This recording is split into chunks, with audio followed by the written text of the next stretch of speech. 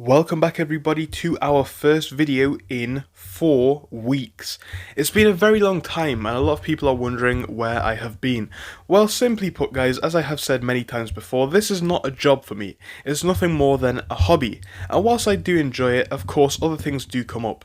And it is important that it does remain enjoyable in my eyes for it to be, pleasant. So sometimes I do like to take a break. As you guys will know if you've been watching for a long time, there is more than 1,000 videos, almost even 2,000 videos on this channel, so we definitely have made a lot of content in the past 2 years, so now and again I do like to have a break, but that's the what has gone on. Now I want to show you what is actually going on in the markets.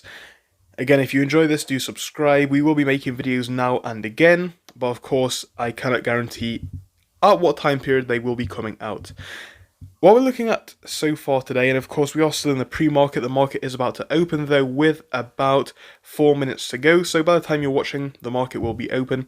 We're seeing a very interesting pre-market, down by 30 cents, and yesterday we had a very boring day, flat but ultimately up by about 2%, so not much change there.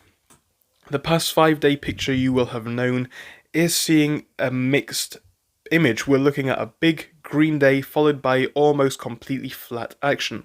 The past month is also looking quite boring. Yes, we are starting to move up slowly, but really it has been quite a flat month, unable to break above 15, and of course sat above that level of $10, which is good. Recently we've been sat above that level of $12.50. Now for today we want to see that level of $12.50 at the bottom stand up. I think it is possible, and again above $12.50 we're looking for $13 to stand up as well.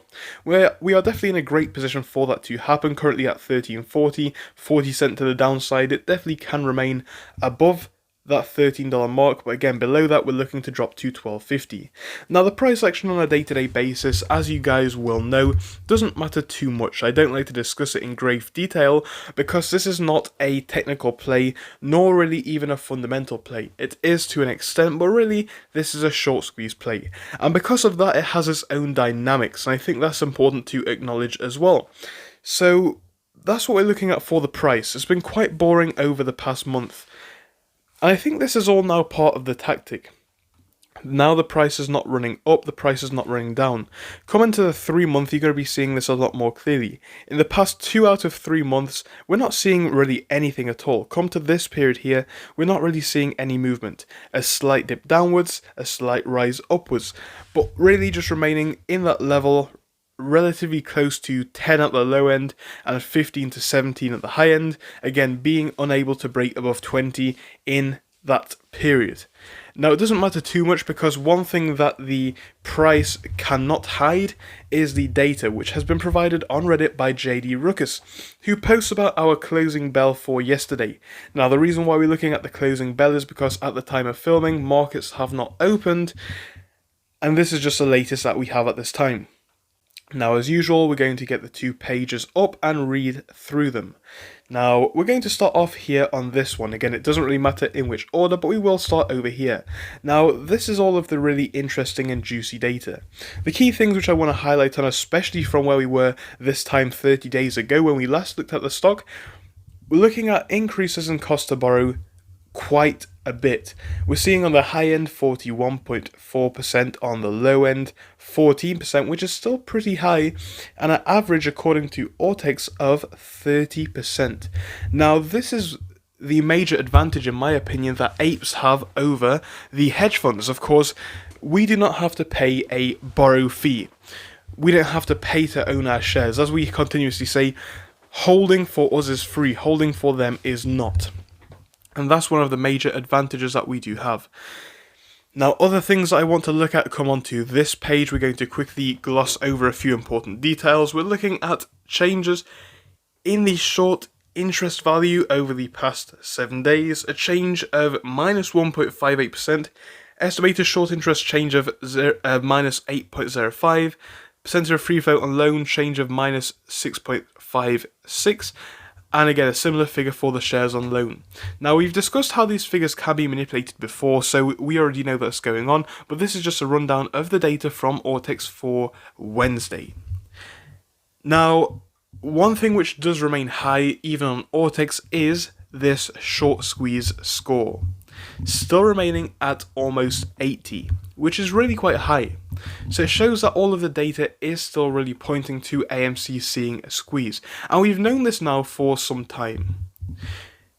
Now, it doesn't come as a shock to anybody that this is now a waiting game. We all knew that. Now, I think some factors are and are not helping us. For instance, the market conditions overall are pretty poor. Now, imagine if we would see the markets run, would we have more potential to see AMC run? In my opinion, possibly.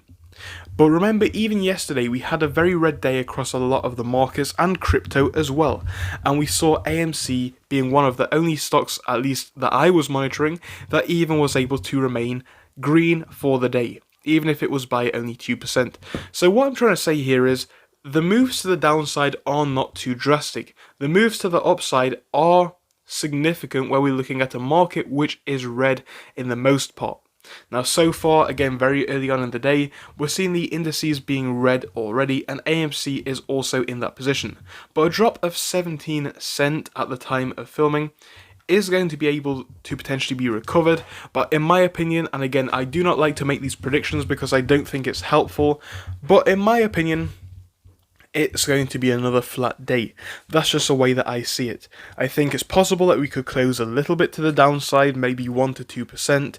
The same could be true for the upside, 1 to 2%, but that's the thing that I've been seeing over the past month, because whilst I haven't been making the videos, I certainly have been monitoring the stock in the same frequency, and we're not seeing very much. We're seeing volatility throughout the day, but really the price doesn't end up by a couple of percent or down by a couple of percent.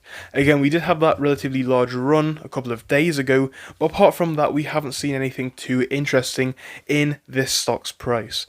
But it doesn't stop us from knowing what is really going on, and it doesn't stop us from holding. Because again, the cost to borrow is rising. Our cost to borrow is remaining the same because we do not have a fee. We are paying 0%. They are paying up to 30-40% on their cost to borrow.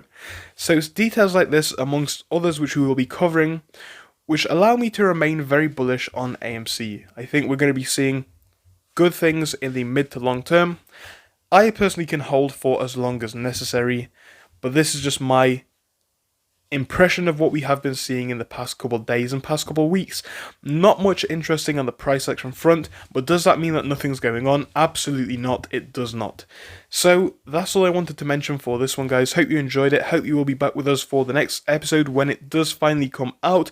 Thank you for your patience and staying with us, and again, I will see you again fairly soon. Thank you all. Goodbye for this one.